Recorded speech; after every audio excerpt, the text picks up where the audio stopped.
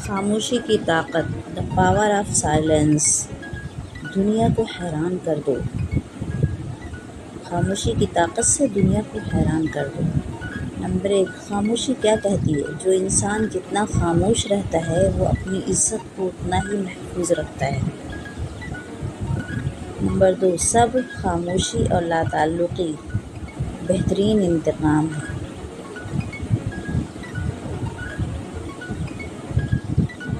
خاموشی کیا کہتی ہے؟ نمبر 3، خاموشی ایک عظیم نعمت ہے، بالخصوص اس مقام پر جہاں اختلاف زیادہ، آوازیں بلند، علم کی کمی اور دلیل کی کوئی اوقات نہ ہو۔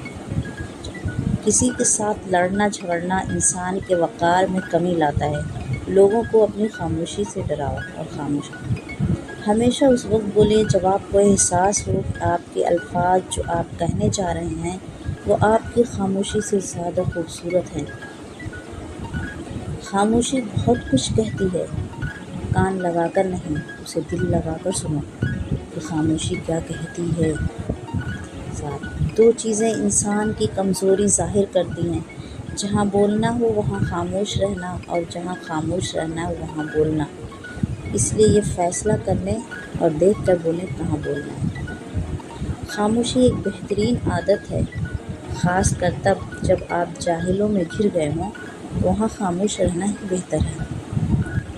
تم جتنا زیادہ خاموش رہو گے اتنا زیادہ سننے کے قابل ہوگے، اور جتنا اچھا سنو گے اتنا اچھا تم جواب دے سکتے ہو۔